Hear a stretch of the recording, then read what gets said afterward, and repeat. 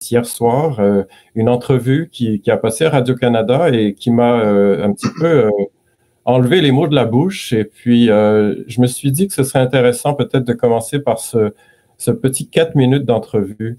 Alors, je vais passer maintenant en partage d'écran. Puis, je vais vous inviter à écouter ce petit clip. Voilà.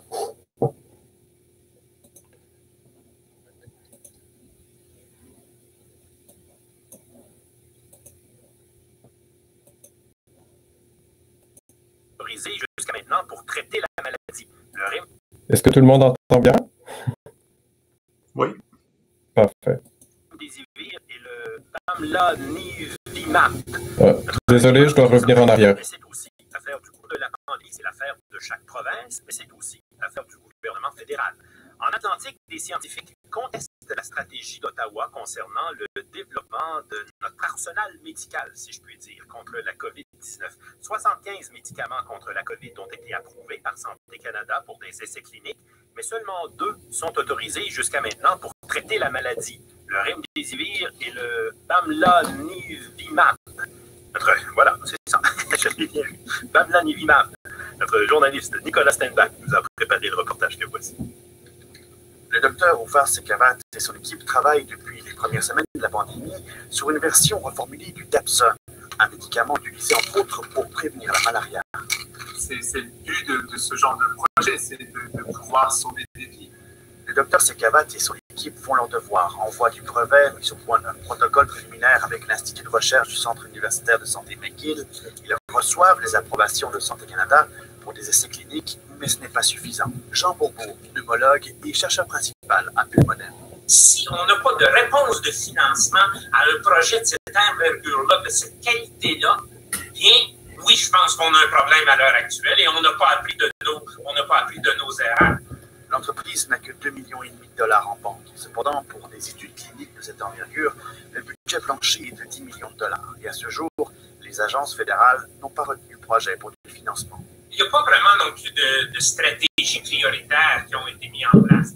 Et s'il y en a, il n'y a personne qui est au courant. C'est pas terminé, c'est pas bientôt terminé. Et je pense qu'il va falloir de façon urgente que la population médicale regarde de plus près les options qu'on peut avoir. Selon le microbiologiste du CHU du Mont à Moncton, Gabriel Giroir, les autorités pourraient en faire beaucoup plus pour prévenir les complications plus tôt dans la maladie. Si on regarde particulièrement la vitamine D et l'ivermectin, il semble qu'il y a des données qui nous disent que ça peut réduire la sévérité de la maladie, ça peut réduire les hospitalisations. Au tout début de la pandémie, le docteur Giroir a été l'un des instigateurs d'un guide de traitement pour l'usage de l'hydroxychloroquine au Nouveau-Brunswick. L'étude a été mise sur la glace en raison du manque de données probantes sur le médicament. Avec l'hydroxychloroquine, le débat est tellement devenu une guerre entre politique et scientifique. Mais l'histoire autour du médicament porté au nu puis désavoué s'est répétée dans une moindre mesure avec d'autres études aux résultats prometteurs, mais dont la révision par les pairs s'est révélée moins optimiste, comme la chez nous au Québec. C'est pas juste les décideurs, les gouvernements, je pense que même le public voit ça d'un œil un peu circonspect. L'immunologiste André Veillette, membre du groupe de travail fédéral sur les vaccins, convient que le Canada aurait pu en faire plus pour développer les médicaments, mais que des stratégies ont quand même été mises en place. Le développement des thérapeutiques, c'est un peu partout dans le monde la même chose. Les gens se sont vraiment orientés vers le développement des vaccins. André Veillette s'interroge aussi sur le besoin réel des médicaments dans un scénario où le Canada pourrait avoir vacciné la majorité de sa population cet automne. Si tout ce qui se passe, c'est qu'une fois que la population est vaccinée, tout ce qu'on va avoir, c'est le rhume avec le nez qui coule une fois tous les 6 mois, une fois tous les ans. On peut vivre avec le nez qui coule. Mais c'est sûr que s'il y a un pourcentage d'individus qui va être infecté et qui va aboutir à l'hôpital, qui vont décéder, mais là, c'est une autre histoire. Mais alors que les vaccins arrivent au compte-gouttes et que le Canada est à la remorque de d'autres pays,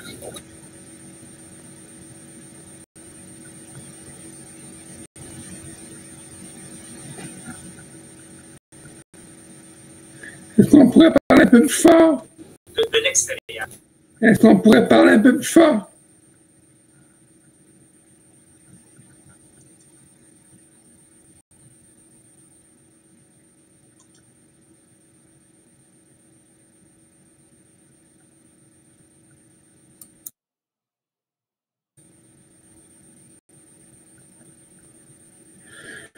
J'ai entendu que le son n'était pas bon, monsieur. Pourriez-vous parler un peu plus fort? OK. Est-ce que là, vous m'entendez bien? Oui. OK. Parfait. Alors, je vais repasser en partage d'écran comme il faut, juste un instant.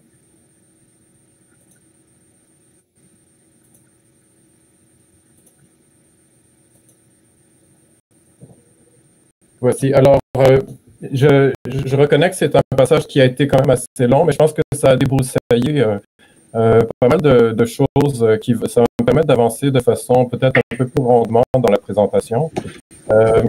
Et d'abord, je tiens à vous dire qu'il y a un sous-entendu dans cette entrevue, c'est que nous avons besoin d'argent pour faire davantage de recherche, encore et encore de la recherche. Et la présentation d'aujourd'hui, en fait, comme à l'image de ce que vous pouvez voir à l'écran, qui est un papier qui est distribué à très grande envergure à beaucoup de monde en Inde. Un papier permettant aux gens de faire de la médecine chez eux, de la télémédecine. Et il y a déjà, si vous voyez tout en haut ici, est-ce que vous voyez ma flèche, ivermectine tout en haut? Alors, ça, c'est quelque chose qui est distribué depuis l'été dernier. En dessous, vous pouvez voir vitamine D3, c'est la vitamine D habituelle, 60 000 UI, unité internationale. Ce sont des doses thérapeutiques, des doses très élevées. Alors, ce sont des choses qui existent sur la planète Terre depuis à peu près, je dirais, 8 mois. Si on revient, on peut même dire que ça existe depuis encore plus longtemps.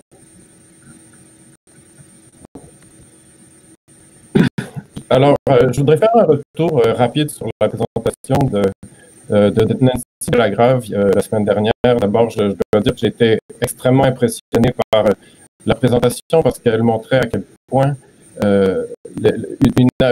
si on s'occupait de l'aération des espaces clos, on pouvait diminuer la quantité de virus d'une manière absolument spectaculaire. Et deux choses m'ont interpellé, en fait, dans sa présentation. La première, c'est que, en fait, les experts, certains vont dire nous n'avons pas assez de recherches, un peu comme dans l'extrait qu'on a entendu tout à l'heure, il faut faire encore et encore des recherches. Mais d'un autre côté, une physicienne comme Angela Merkel, elle a décidé il y a 4 mois que les études étaient bien suffisantes pour dès maintenant aérer les espaces clos. Tandis que vous pouvez voir à droite, au Québec, la science n'est pas là. Il paraît que tout va bien, en fait. Le problème, il n'y a pas de problème. Alors, à moins que l'air du Québec soit extraordinaire et celui de l'Allemagne soit très mauvais, on peut dire qu'il y a vraiment une question de la manière dont on interprète la recherche et la manière dont les gouvernements vont décider si la recherche est assez loin, rendue assez loin ou pas. L'autre chose que Nancy a dit, je crois que c'est à 2 ou 3 reprises, c'est que en fait son mouvement COVID Stop était soutenu par énormément de médecins, mais que très souvent les médecins préféraient ne pas s'exprimer publiquement, à l'exception de certaines personnes qu'on connaît bien, comme Amir Kadir ou Imam Machouf. Et ça va être un enjeu aussi de ma présentation. Donc, l'aspect, disons, décisionnel ou l'aspect, je dirais, la question éthique de quand est-ce qu'on tranche et on dit on a assez de science, on agit, et la question de pourquoi les médecins, on ne les entend pas et pourquoi il semble que les choses avancent si peu, comme on l'a entendu dans l'entrevue, au niveau des thérapeutiques.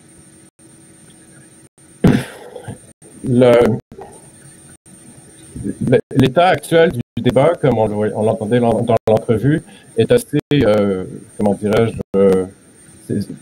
c'est assez pourri comme débat, puisque maintenant, il est possible pour YouTube de censurer un médecin urgentologue qui s'appelle Pierre Corey, dont on parlera tout à l'heure, de supprimer son témoignage au Sénat américain qui concerne l'ivermectine.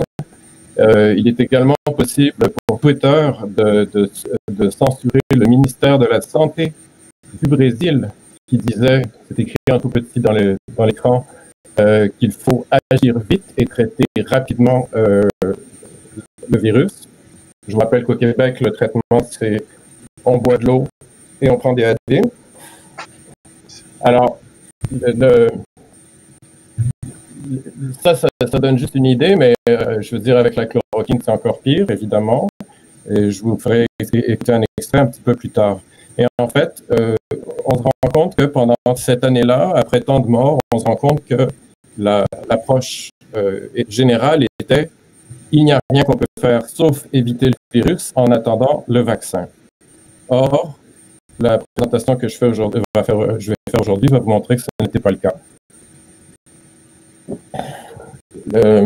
Il est obligatoire, quand on parle de ce sujet-là, de plonger dans la question de la fameuse hydroxychloroquine. Alors, ici, vous avez un site qui a été censuré par Twitter également, sans aucune explication, qui fait des méta-analyses et qui explique que si on utilise l'hydroxychloroquine de manière précoce à la maison, bien, les résultats sont assez probants et la probabilité que les 210 études donnent des résultats aussi probants par hasard est de 0 sur, vous pouvez voir le nombre de 0 derrière la virgule.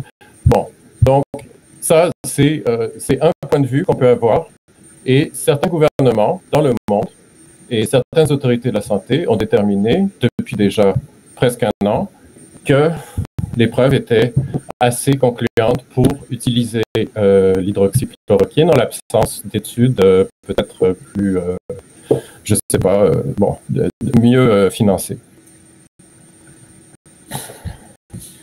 Je vais faire un retour sur une notion qui était connue jusqu'en 2020, une notion de base.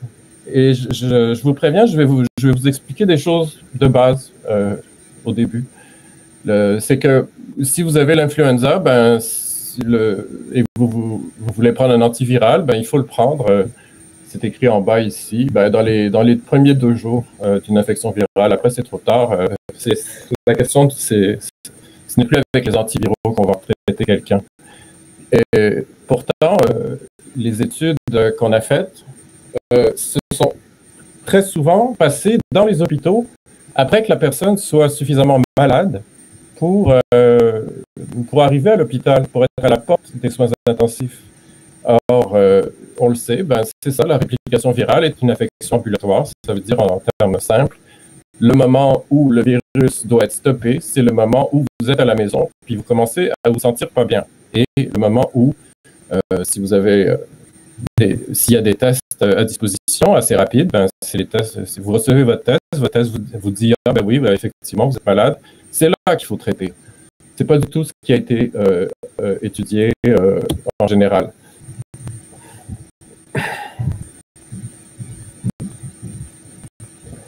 Donc, ici, c'est un professeur de Yale dont on a beaucoup entendu parler, qui a été réprouvé beaucoup dans les médias parce qu'il disait à peu près ça, qu'il trouvait ça incroyable, stupéfiant, de voir qu'il y avait tant d'études sur l'hydroxychloroquine dans les hôpitaux à un moment où elle est plus vraiment utile. On s'est demandé le but de ces études-là. Et c'en est venu jusqu'à ce que finalement dans les médias, là on a un extrait d'une analyse sur le traitement médiatique du plaquenil, l'hydroxychloroquine, montrant que le New York Times a carrément déclaré qu'elle n'était pas efficace de manière totalement ascientifique ou pseudo-scientifique, alors que effectivement, il y a clairement des études qui montrent qu'elle est efficace. Le problème, c'est qu'il y a aussi des études qui montrent qu'elle ne l'est pas. La question, c'est de savoir pourquoi on a cette hétérogénéité dans les études. Mais dans les médias, ce qu'on a, ce sont des déclarations qui ne tiennent pas la route, littéralement. Du recovery.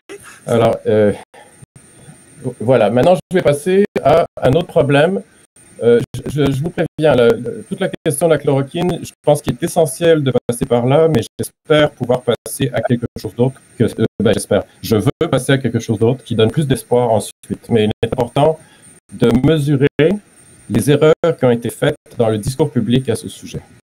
Donc ensuite, je passe à Christian Perron, qui jusqu'à récemment a été considéré comme une sommité, qui a déjà travaillé à l'OMS pour les stratégies des vaccins, qui a présidé à peu près tout ce qui existe dans le monde de la virologie, etc., qui nous explique une étude commanditée par l'OMS qui portait, entre autres, sur l'hydroxychloroquine, et il va aborder un problème en particulier.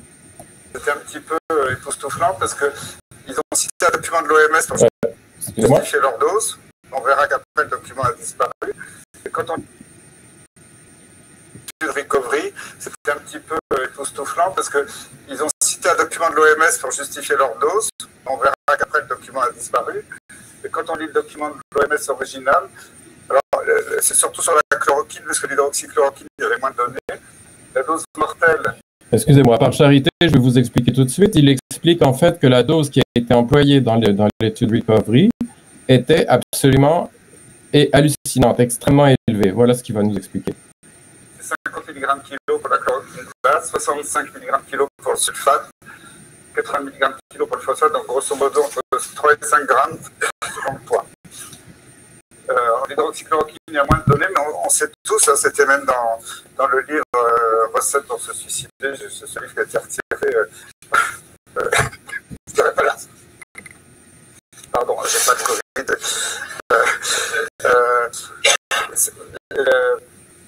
Je dirais pas la recette parce que je sais que les étudiants sont déprimés. Malheureusement, j'ai des témoignages très précis, proches d'étudiants qui sont suicidés ces derniers jours. Donc le suicide, c'est quelque chose qui me bouleverse actuellement pour nos jeunes. Mais je sais que la chloroquine, c'est utilisé pour suicider. Et d'après les chimistes, le sulfate d'hydroxychloroquine, la dose mortelle, c'est 65 mg kg. Alors, quand on regarde maintenant les doses recommandées par l'agence du médicament, l'agence très respectable, la dose de l'AMM, c'est 1 à 2 comprimés de plaquenil et maxi 3 comprimés. On peut faire pendant une période limitée, mais pas au long cours. Donc, on est très loin des doses qui ont été utilisées. Donc, en fait, il y avait des doses 2,4 grammes. C'est des doses absolument hallucinantes qui ont été données, qui étaient proches de la dose mortelle. Alors, je rappelle que ces gens de Oxford, excusez-moi, là, vous avez une image de la diapo suivante du docteur Perron, mais c'était effectivement des doses absolument incroyables. L'étude brésilienne que vous voyez là rapidement sont des doses à peu près aussi élevées. Puis j'attire votre attention sur le chiffre en bas, 39% de décès. C'est vraiment un taux de décès tout à fait étonnant. Mon opinion personnelle, c'est qu'on ne se serait pas pris autrement si on avait voulu prouver que l'hydroxychloroquine est mortelle, hein, n'est-ce pas? Enfin bref, ça s'appelle une théorie du complot, donc je ne le dirai pas. Je continue avec... Il fallait quand même savoir comment ces chercheurs, ces éminents chercheurs ont pu parvenir à donner des doses quasi mortelles d'hydroxychloroquine. Alors voici ce qui s'est passé, on est allé les interroger. Quand j'ai vu l'étude, j'étais tellement estomaqué par cette dose que Xavier Zalbert, qui est journaliste mais qui est aussi un PhD, qui est scientifique, m'a dit, je vais interviewer le professeur Martin Landré, qui est professeur à Oxford, il est connu dans son milieu, un professeur respectable, et il lui demande pourquoi vous avez utilisé cette dose-là. La question, y a-t-il un dosage maximum pour l'hydroxychloroquine en Grande-Bretagne? Et là, Martin Landré était un peu dans la choucroute, et puis il dit, il faut que je vérifie, il est bien plus important que 2400 mg, je crois que c'est 6 ou 10 fois plus, soit 14,4 à 24 grammes. Donc la dose maximum, c'est 600 mg. Donc quand on se dit qu'un grand professeur d'Oxford, investigateur principal d'une grande étude internationale, qui a inclus des patients en France, on se dit, mais qu'est-ce que c'est que ce truc? Il sort d'où? Est-ce qu'il est au courant de ce qui se passe? Et alors après, la dose d'hydroxychloroquine dans Recovery, c'est utilisée dans la dysenterie amoebienne. Il dit même que c'est d'après un rapport de l'OMS. Alors je vais revenir, c'est totalement faux. Et puis en plus, ce qui est interpellant, c'est que dans l'étude, il y a un patient sur 4 allé à l'hôpital qui est décédé. Donc voilà, ça c'était pour l'usage de doses astronomiques, absolument impensable quand on se penche là-dessus. Je pense que n'importe qui sait compter, qui a une certaine culture générale, se demandera comment ça se peut, ce genre de choses. Je pourrais vous faire part d'enquêtes un peu plus approfondies sur ce qui s'est passé, comment ils s'en sont arrivés là, mais il reste que c'est assez mystérieux. Je vais terminer sur cette question de l'hydroxychloroquine avec le Lancet Gate, que peut-être qu'on l'a oublié, où on a découvert en fait qu'une étude sur un nombre absolument incroyable de personnes, je pense que c'était une centaine de milliers de personnes, sur l'usage de l'hydroxychloroquine montrait une mortalité absolument épouvantable et extrêmement préoccupante, une inefficacité, etc. Cet article, qui a été publié donc dans la vénérable revue Lancet, en fait, si on la regarde tous ensemble, là, entre personnes qui n'ont pas assez de culture scientifique, qui ne sont pas médecins, qui ne sont pas chercheurs, si on va voir ici les pourcentages de fumeurs dans les différents continents, vous allez voir, vous voyez ici 10, 9,7, 9,7, 10,3, 9,4, 10. Quelque chose c'est quand même assez frappant que dans cette étude, on ait autant de fumeurs partout sur la planète. Je veux dire, à peu de choses près.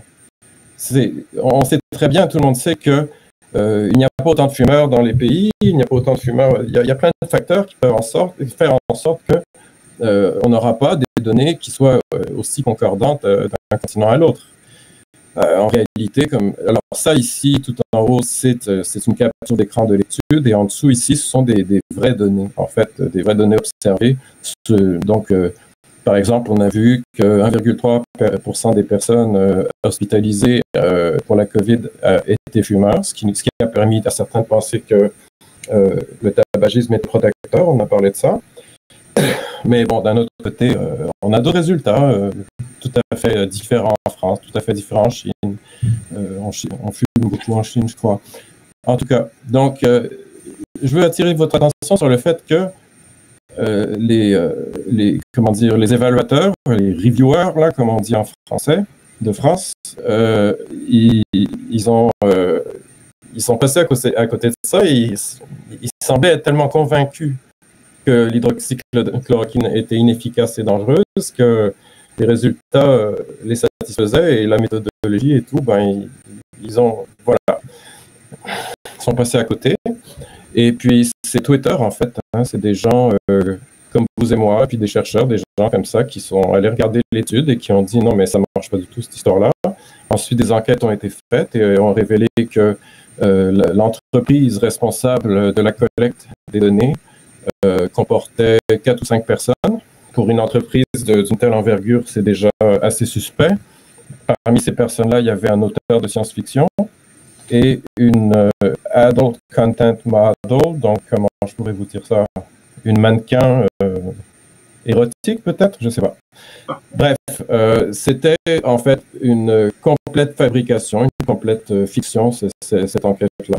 Mais ça a mené à des décisions de suspendre l'usage de l'hydroxychloroquine. Il y a eu un froid, bref.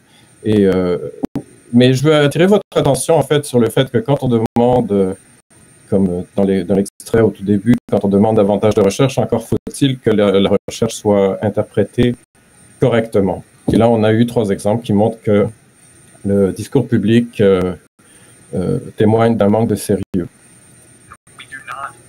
Et je vais terminer en vous faisant écouter notre grand frère à tous, Mark Zuckerberg, qui en fait a pris la décision que en fait on ne parlerait plus de l'hydroxychloroquine dans son réseau social, dont on connaît l'importance. Alors voici un court extrait. Désolé pour le volume. I think that would be a bad position for us to be in, and not what we should be doing. But on specific claims, if someone is going to go out and say that hydroxychloroquine is proven to cure COVID, when in fact it has not been proven to cure COVID, and that statement could lead people to take a drug that in some cases, some of the data suggests that it might be harmful to people, we think that we should take that down. That could cause imminent risk of harm. Donc, pour les personnes qui n'ont pas vraiment réussi à bien comprendre, d'un côté, il dit que Facebook ne saurait être les arbitres de la vérité, mais d'un autre côté, il affirme que, par contre, pour l'hydroxychloroquine, là, oui, on va faire une exception, puis on va take down, on va enlever tout ce qui concerne l'hydroxychloroquine, parce que c'est dangereux, voilà. Mais ça, ces déclarations-là, évidemment, sont basées sur le genre de recherche qu'on vient de voir, n'est-ce pas? Donc, pour terminer, ça marche dans les deux sens. Autant on peut être extrêmement critique pour quelque chose, pour un médicament qui ne coûte rien et qui a été prescrit des milliards de fois dans l'histoire, des milliards de fois. Autant le remdesivir, qui est un médicament dangereux, extrêmement coûteux, donné dans les hôpitaux sous intense surveillance médicale parce qu'à cause des effets secondaires, etc. Celui-là, par contre, il a passé. Il a été mentionné dans l'extrait au début comme étant un des deux médicaments, un des deux antiviraux permis, autorisés, alors qu'après coup, on s'est rendu compte que les études montraient qu'il y avait une très, très minime réduction du nombre de jours à l'hôpital. Mais l'important, c'est que dans les médias, il y a eu une grande, j'allais dire hystérie, un grand enthousiasme pour le remdesivir. Et puis, des milliards ont été dépensés, excusez-moi pour les chiffres, là, des très fortes sommes ont été dépensées un peu partout dans le monde. Et après, là, on a pu dire, finalement, ça ne marchait pas si bien. Et un docteur de dire, après coup, ce qu'il nous faudrait, en fait, oui, ici, non, excusez-moi, ça, c'est un extrait qui montre que, en fait, des autorités ont dit, on a l'impression que c'est vraiment de l'opportunisme de nous avoir fait passer ça, et avec un prix aussi élevé. Et je traduis un extrait important de cet article qui dit qu'il y a encore un grand besoin clinique de traitement ambulatoire efficace. Alors, maintenant, j'ai terminé sur la partie sur l'hydroxychloroquine. J'aimerais peut-être faire une pause pour voir s'il y a des questions, s'il y a des choses que j'ai dites peut-être un peu trop rapidement. Bonjour. Bon. Mais est-ce que tu... Attends. Est-ce que justement, si tu peux juste nous donner une idée des coûts de l'hydroxychloroquine, sont-ils si minimes et par rapport au reste? Oui, je crois que le Plaquenil, l'hydroxychloroquine, c'est à peu près $3 environ. Ouais. C'est à peu près le prix de, je sais pas, un flacon d'Advil. Beaucoup moins dangereux d'ailleurs. Moins dangereux que l'acétaminophène de loin. Oui, c'est ça, c'est quelques dollars. Je m'excuse, je n'ai pas le montant exact, je ne m'en souviens plus. C'est très, très, très, très, très comme montant. Moi, j'avais une question. Merci. Oui. Par rapport à ce que tu as mentionné, au Québec, comme partout ailleurs, au début de la pandémie, on s'en est servi quand même l'hydroxychloroquine, différents médecins. Est-ce qu'on m'entend? Est-ce qu'on m'entend? On t'entend mal, Sabin, colle-toi dans ton micro. Il faut que je me colle dans mon micro. Est-ce qu'on m'entend? Oui, monsieur, on vous entend. J'ai pas le nom des personnes, est-ce que vous pouvez commencer? Oui, c'est bon, je pose ma question. Oui. Dans le fond, est-ce qu'il y a des études qui sont sorties du Québec, des données qui ont été récoltées dans nos centres hospitaliers sur l'efficacité de la chloroquine ou non? Au Québec? Oui, parce moi, je me pose tout le temps la question, tu sais, comme on s'en est servi quand même au début, dans différents centres hospitaliers, mettons au mois de mars. Puis Ouais. Ces données-là, ils sont... Comment choisir entre différentes éjections? C'est juste ma question. Alors, oui, c'est intéressant parce qu'il y avait une étude du docteur Boulware qui portait sur différents centres, et notamment Calgary, puis je crois Montréal, effectivement. L'étude par télémédecine, et puis les résultats avaient pas, c'était de la prophylaxie sur des gens dont on savait même pas s'ils avaient la maladie, qui n'avaient pas de test sur un grand nombre de personnes. Au niveau méthodologique, c'était assez bizarroïde. Et bon, il y a eu beaucoup de critiques sur cette étude-là. Je dois dire que, vite de même, je ne me souviens pas pour le Québec, non. Non, désolé. Bien, je vais continuer avec Chromium. Merci. Donc, j'imagine qu'on aura le temps de vous poser des questions à la fin. Absolument, oui. Oui. Alors, au début, j'ai failli avoir une professeure qui enseigne les fondements de la médecine fondée sur des preuves, la fameuse evidence-based medicine, qui est une professeure suisse. Mais là, en ce moment, elle fait dodo. Il est tard pour elle, et puis elle n'avait pas vraiment le temps, donc elle m'a fait parvenir une lettre. Alors, je vais attirer votre attention sur certains passages intéressants de sa lettre. Bien sûr, toute ma présentation sera disponible pour que vous puissiez regarder les détails, les sources, etc. Mais j'ai nommé cette section-là sur l'evidence-based medicine. Il n'y a pas de preuve que, parce qu'en fait, quand on entend parler de cette médecine-là, ben, en fait, c'est souvent ça qu'on entend. C'est parce que il y a une certaine vision de cette école de pensée qui est absolument dominante actuellement, que pour avoir vraiment des bonnes preuves, il faut des centaines, des dizaines de milliers de patients. Il faut avoir, vous avez entendu au début, la somme minimale pour une étude, ils ont mentionné 10 millions de dollars. Bref, on pense beaucoup à la médecine comme une affaire de gros sous et fondée sur une exigence de rigueur qui est extrêmement coûteuse en nombre de patients et en nombre de malades et en nombre et d'argent. Alors, voici ce que Corinne Schaub voulait nous expliquer. Donc, en fait, elle nous explique... exceptionnellement, je vais la laisser parler. Donc, je vais dire ce qu'elle nous dit pour cette diapo-ci. On entend trop souvent parler d'IBM en termes de preuves scientifiques uniquement. De mon expérience, il y a de manière générale une méconnaissance des fondements de l'evidence-based medicine, non seulement du grand public, mais aussi des professionnels de la santé eux-mêmes. Je dois en effet régulièrement clarifier ces notions avec mes collègues pour qui l'evidence-based medicine représente prioritairement les preuves scientifiques. Mais en réalité, en substance, ce que Corinne nous dit, c'est que dans une situation comme celle de la COVID, ça a été le test ultime. On ne pouvait pas déployer des moyens aussi énormes, aussi rapidement. Certains diront pour des médicaments aussi peu lucratifs, comme l'hydroxychloroquine, mais il y en a d'autres. Beaucoup d'autres molécules ayant une action antivirale.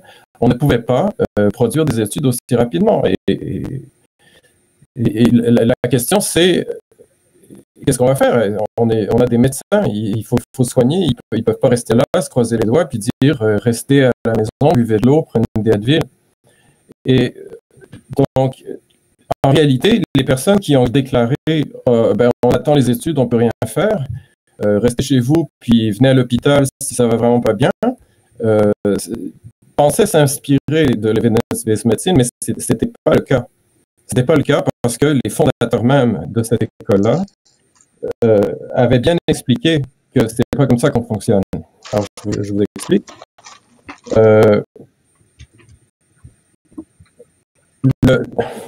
Le modèle, en réalité, de l'evidence-based medicine ressemble à ça, c'est-à-dire que la fameuse question des preuves, ce n'est qu'un des trois points ici, un diagramme de Venn, un des grands cercles, c'est ça. Les circonstances, par exemple une pandémie, les moyens, etc. Vous aurez la description de tous ces paramètres-là et les préférences du patient. Et au milieu, il y a la personne, le médecin, qui va décider de ce qu'il faut faire.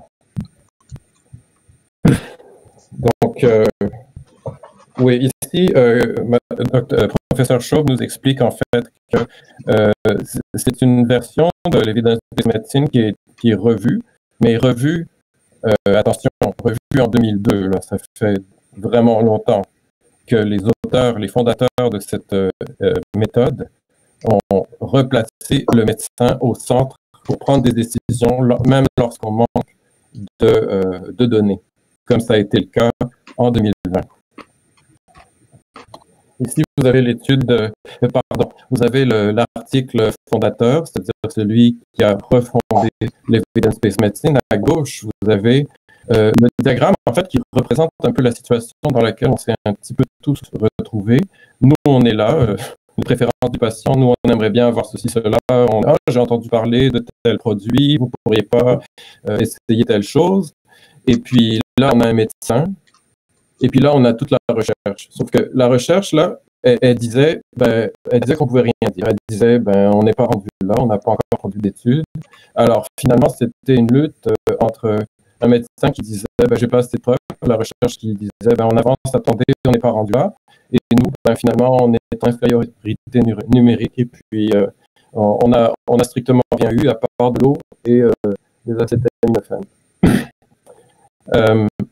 En réalité, si on replace, comme il le recommandait, le jugement du médecin en plein centre, le médecin va pouvoir décider que il a un pouvoir de décision complet, de dire, bien, par exemple, je vais donner l'hydroxychloroquine même s'il n'y a pas de preuve, je vais donner, maintenant je vais arrêter de répéter ce mot-là, je vais vous donner de la quercétine, qui est quelque chose qu'on retrouve dans les oignons, qui a été étudié par un des frères de Jean Chrétien, qui est allé en Chine pour poursuivre ses recherches parce qu'il manquait d'argent ici. Je veux dire, les décisions comme ça peuvent être parfaitement prises dans ce modèle révisé de l'evidence-based medicine. Pour vous expliquer cette situation, vraiment, ça c'est la molécule sur laquelle je me suis spécialisé depuis un bon bout de temps. Vous allez voir à quel point les données peuvent être vraiment, comme on dit, suggestives, peuvent vraiment nous donner l'impression qu'on devrait vraiment passer à l'action, et pourtant, les tenants d'une certaine vieille acception, une vieille compréhension de l'evidence-based medicine vont leur faire dire bien non, on n'a pas assez de preuves, et puis d'autres vont agir. Alors, vous voyez ici à droite, vous avez les cas de COVID les moins graves sont très, très, très majoritairement ont assez de vitamine D dans leur corps, et les personnes qui sont très gravement touchées sont en grande partie carencées ou en insuffisance de vitamine D. Une autre version, dans une autre étude, on peut voir en rouge la proportion des personnes qui sont touchées gravement par la COVID, la proportion de ces personnes qui sont en insuffisance de vitamine D. Alors, vous, qu'est-ce que vous faites dans ce cas-là? Évidemment, vous prenez de la vitamine D pour corriger une carence, mais ce n'est pas ça qui a été recommandé. Les images que je vous montre là datent d'il y a 10 mois environ, enfin 10, 8 mois. Ça fait vraiment longtemps qu'on a des données comme ça. Ouais, ici, ça c'est un collègue, un ami autrichien qui a un peu résumé la situation depuis le temps qu'on voit des études, mais un nombre incroyable d'analyses qui montrent à quel point les personnes qui arrivent et qui finissent par mourir de la COVID sont en manque de vitamine D, de rechercher, de demander encore et encore des études. C'est un peu comme simplement demander plus de morts et de souffrance. Bon, je pense qu'il était un peu fâché. Mais quand on voit que la mort elle-même a apprécié son tweet, je pense que ça prouve vraiment qu'il avait raison, n'est-ce pas? Alors là, je vais vous parler d'une étude particulièrement importante parce qu'elle illustre en fait les deux approches de la médecine dont je vous ai parlé. C'est une étude qui s'est faite en Andalousie, à Cordoue, sur 76 personnes. Alors, dans le groupe sans vitamine D, n'ayant pas eu de vitamine D, 13 personnes sur 26, la moitié ont dû aller aux soins intensifs. Alors, je pense que tout le monde sait que non seulement les soins intensifs, ça coûte très cher, n'est-ce pas? Mais là, quand on rentre là, le risque de mort est extrêmement élevé. Du côté du groupe à qui on a donné de la vitamine D, une personne sur 50 est entrée aux soins intensifs.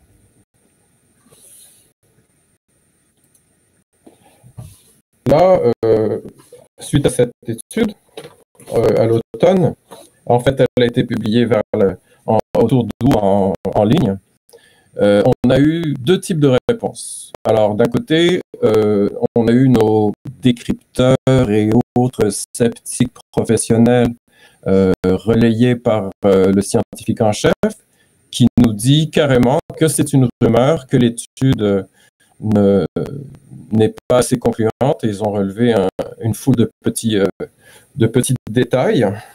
Et pendant ce temps-là, l'Andalousie, dont la population est à peu près la même que le Québec, a décidé aussitôt, en se basant uniquement sur cette étude sur 76 patients, de distribuer à grande échelle, dans l'équivalent des CHSLD, de la vitamine D aux personnes âgées et ainsi qu'à d'autres personnes vulnérables. Donc, voilà, je pense que je n'ai pas la citation ici, mais un des chercheurs de l'étude a dit ben voici, ça c'est ce qu'on fait là, c'est de la médecine scientifique. Il a un peu renommé ce qu'on appellerait l'evidence-based medicine bien comprise. À cette époque où je vais revenir en arrière parce que elle s'appelle Catherine Couturier et elle est du détecteur de rumeurs. Alors, Catherine Couturier, elle avait déclaré une façon facile de remédier au manque de vitamine D. Je vous donne cet exemple-là juste pour vous montrer à quel point, disons, le niveau du discours scientifique qui peut amener à ce qu'on tasse du revers de la main les résultats aussi frappants. Elle prétend que pour remédier au manque de vitamine D, il suffit de s'exposer au soleil. Mais évidemment, en hiver, ça ne marche pas cette histoire-là. Et là, je suis allé chercher, c'est pas ça, c'est un article que j'ai écrit en réponse à ça. Il suffit d'aller chercher, excusez-moi. Donc, la Dr Chantal Guimont, en 2014, affirmait que, vous voyez, je me suis trompé. Avant, je pensais que l'exposition au soleil, bon, ça marchait, c'était suffisant, mais en hiver, ça ne fonctionne pas parce que le soleil est trop bas dans le ciel et les rayons ultraviolets ne peuvent pas nous parvenir suffisamment pour qu'on puisse produire avec le peu de peau qu'on montre en plein hiver. En plus, on ne peut pas faire de la vitamine D. Donc, on a une incidence de carence en vitamine D qui est absolument évidente, qui est vraiment importante, et je vais y venir tout de suite. Mais pour résumer, les discours de ce genre qu'on a pu voir cités par le scientifique en chef m'ont rappelé le prix Nobel de médecine Peter Medawar, qui montre en fait que cette espèce d'attitude d'être jamais tout à fait satisfait par telle ou telle étude, de voir des vices au niveau de la... bon, bref, il suffit de lire ces articles de décryptage, etc., pour se rendre compte qu'il y a un style où on va toujours affecter d'être extrêmement prudent et extrêmement sérieux et de voir des vices chez des chercheurs. Alors, les chercheurs, ils se sont exprimés un petit peu trop vite, il faudrait pas aller trop vite en affaires, etc. Mais tout ça, là, c'est absolument, excusez-moi l'anglicisme, c'est questionnable, cette attitude-là, surtout quand on a des gens qui sont en train de mourir.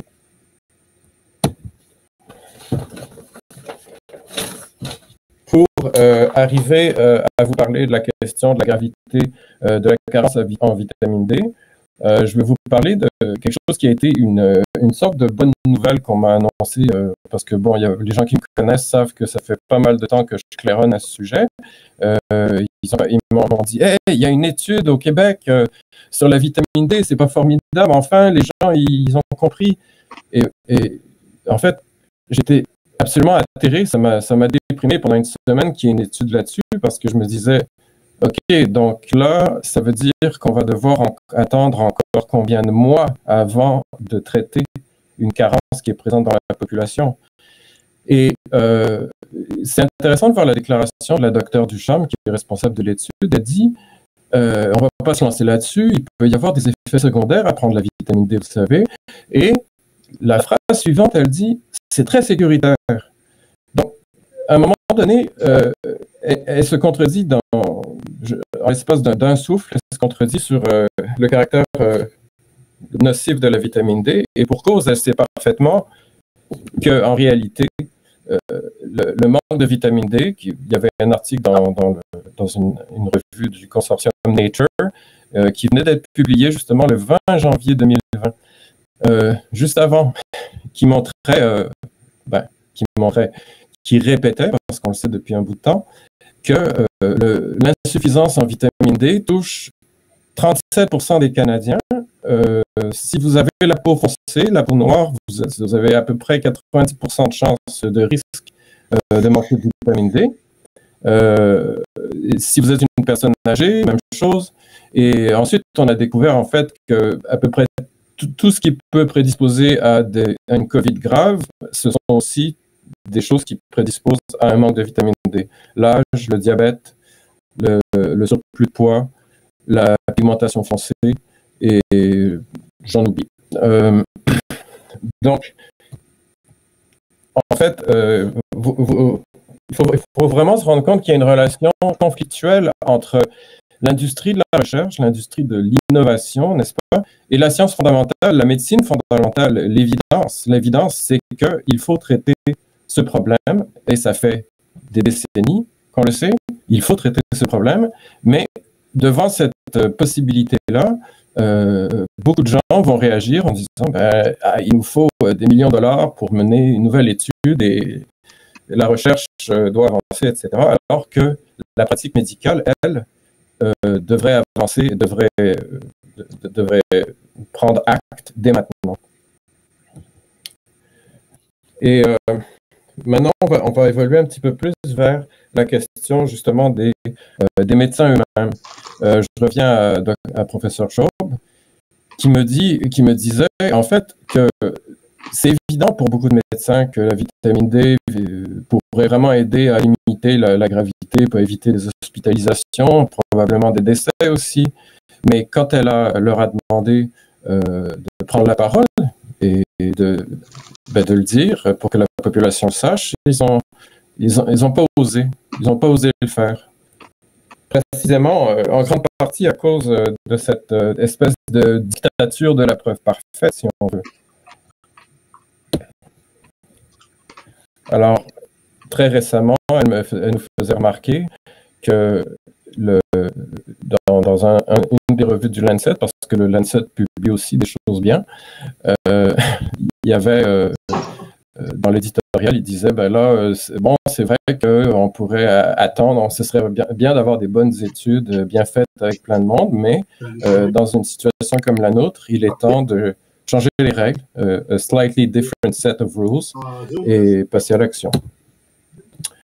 Ça, c'est un écho. En fait, je vous cite cet article ici, cet éditorial ici, qui date de bien avant. En fait, c'était en janvier dernier, mais il y en a eu d'autres, qui disaient déjà alors qu'il fallait combler les carences un peu partout. Donc, il a fallu attendre jusqu'à très récemment pour qu'un article du groupe Lancet déclare la même chose.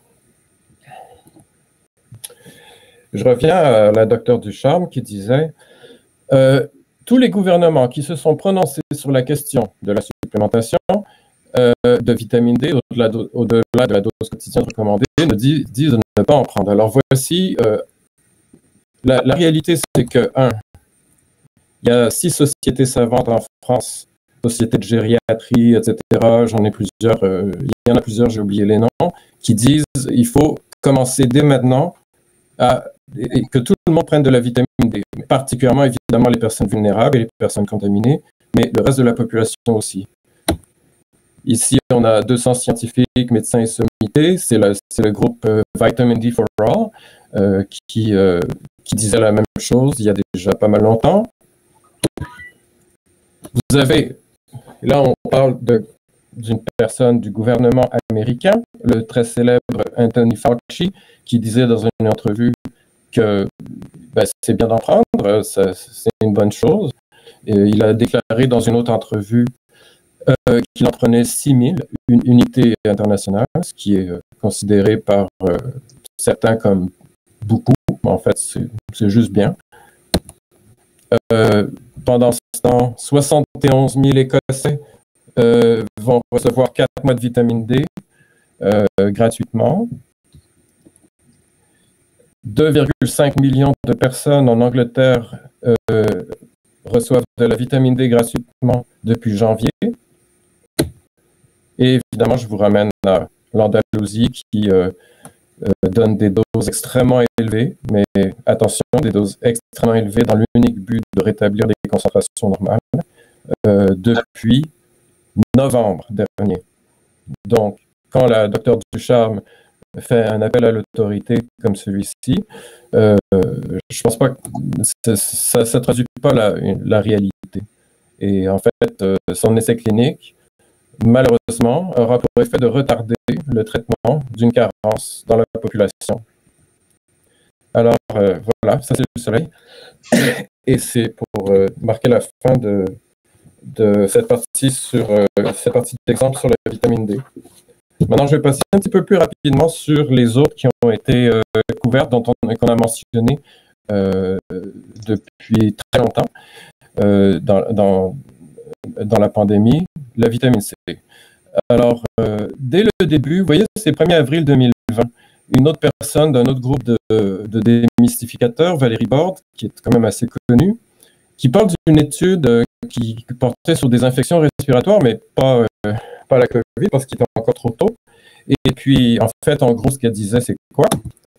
L'injection de vitamine C n'a eu aucun effet.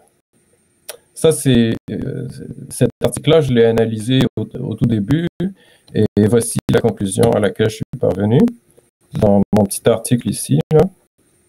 C'est qu'en fait, l'étude dont elle parle a montré en réalité que la vitamine C par intraveineuse chez des personnes ayant des troubles respiratoires viraux avait sauvé des vies à un point tel que dans le groupe vitamine C, il y avait beaucoup plus de personnes malades. Alors, c'est pour ça que dans l'étude, en fait, on a vu qu'il y avait beaucoup de personnes malades quand on prenait de la vitamine C, beaucoup moins quand on n'en prenait pas. C'est parce que, je veux dire, dans l'autre groupe, comme vous avez compris, on ne peut pas être malade quand on est mort. Donc, en fait, je sais, c'est un peu compliqué, mais c'est juste, comment je pourrais vous dire ça? L'étude était conçue non pas pour compter le nombre de morts, mais pour compter le nombre de complications.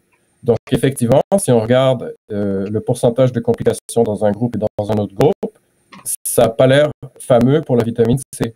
Mais en vérité, c'est parce que, vous voyez, c'est ce que je viens de dire, dans le groupe vitamine C, elle a gardé plein de gens en vie.